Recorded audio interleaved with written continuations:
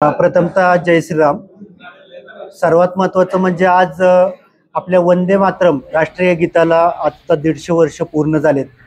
जे वंदे मातरम म्हणण्याची इंग्रजांच्या काळी बंदी होती आणि त्याच्यामध्ये वंदे मातरम कुटुंबांनी प्राणाची आहुती दिली।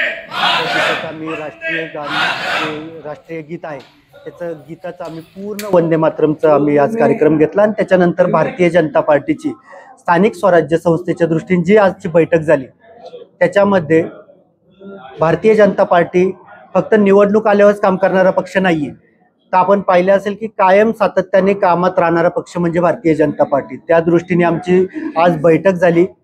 या स्थानिक स्वराज्य संस्थेला आम्ही पूर्ण क्षमतेने बारामती असेल, माळेगाव असेल, नाही तर जिल्ह्यामधील माझ्या अंडर येणाऱ्या सगळ्या निवडणुका आम्ही क्षमतेने लढत आहोत आणि चांगल्या पद्धतीने तिथे यश संपादनासाठी आम्ही आमचे कार्यकर्ते त्या नगरपालिकेमध्ये आम्ही उतरवत आहोत। आता तुम्ही म्हणजे शिवसेना जे तुमच्यावर सत्तेत आता आमच्या समोर आता आमची पक्षाची मीटिंग झाली, त्याच्यामध्ये आम्ही आमच्या कार्यकर्त्यांची स्वबळावाची तयारी पूर्ण झालेली आहे। पण त्याचबरोबर आम्ही जे प्रदेश आम्हाला सूचना देतील त्या पद्धतीने आम्ही त्या सूचनांचं पालन करू। पण आमच्या इथे आमची ताकद चांगली आहे, बारामतीमध्ये आहे, माळेगावमध्ये आहे, तसेच जिल्ह्यामध्येही आहे।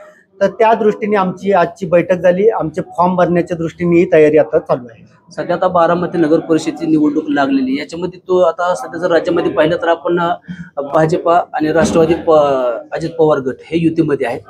तर आता बारामती नगर परिषदेची निवडणूक ही भाजप स्वतंत्र लढणार का युती करणार अजित पवार गटाबरोबर? आमची तयारी तर आम्ही आता पाहिलं असेल की आम्ही सगळ्या 42च्या 42 म्हणजे 41 जागा प्लस एक नगराध्यक्ष जागा सगळीकडे आम्ही तयारी करतोय। प्रदेशने जर काही सूचना केल्या त्यांनी, कारण आमची महायुती आहे, महायुतीमध्ये जर प्रदेशने आम्हाला काही सूचना केल्या तर आम्ही निश्चित त्याचा विचार करू। पण आम्ही आता कुणाची वाट न पाहता आमची तयारी आम्ही करतोय, कारण आमचे उमेदवार सक्षमपणे आता इथे लढायला तयार आहे। नगराध्यक्ष पदासाठी कोणता चेहरा आता कमळ हा आमचा चेहरा आहे। तुम्ही जिल्हाध्यक्ष म्हणून ऊर्जा देणार? ही परवाची बातमी तर प्रथमतः खोडसाळपणे केली होती। सगळ्यात जास्त आज तुम्ही पाहत असाल, तुम्ही प्रत्येक आमच्या जिल्ह्यातल्या कुठल्याही विधानसभेतून कुठूनही घ्या, सगळ्यात जास्त प्रवास मी जिल्हाध्यक्ष म्हणून मी सांगत नाही, पण सगळ्यात जास्त प्रवास करणारा जिल्हाध्यक्ष म्हणून पश्चिम महाराष्ट्रामध्ये आता माझ्या नावाचं हे होत असतं। आमचे कार्यकर्ते कुठलेही निष्क्रिय नाही। ही खोडसाळपणे बातमी देण्यात आली जेणेकरून की आमच्यात मरगळ दाखवायची आणि हे टॅकल करायचं की हे कमकुवत पार्टी आहे, पण असं कुठलीही गोष्ट नाही। आमच्याकडे येणारा प्रत्येक पक्षाचा कार्यक्रम चांगल्या पद्धतीनेच इथे झालेला आहे आणि सामाजिक प्रश्नांसाठी आम्ही 100% झटणार आहोत।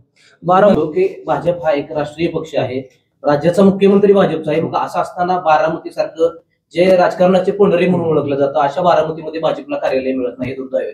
कसं बघताय सगळं?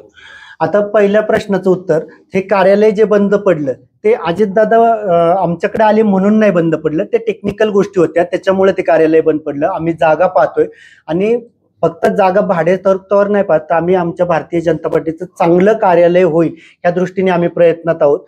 आत्ताच आपण पाहिलं असेल की महाराष्ट्राचे मुख्यमंत्री सन्माननीय देवाभाऊंनी बी आता जेव्हा प्रदेशमध्ये मोठ्या कार्यालयाचं आमचं सांगितलं त्यावेळेस सांगितलं की जिल्ह्याचं आणि मंडळ स्तरावर आमची कार्यालय असतील, ते बी समर्पण आपल्या कार्यकर्त्यांच्या समर्पणाच्या निधीतून होईल, तिथपर्यंत आम्ही आहे। बारामती नगरपालिकेची निवडणूक आपल्या माध्यमातून स्वतंत्र पॅनल करून लढवणार आहात की किती उमेदवार आपले त्या ठिकाणी या नगरपालिकेला दिले जाणार आहेत? आता आमचे 42 आपल्या 41 नगरसेवक आणि 42वा आपली नगराध्यक्षाची आम्ही जागा धरून 42 समजतो, तर 42च्या 42 ठिकाणी आमची आता तयारी आहे।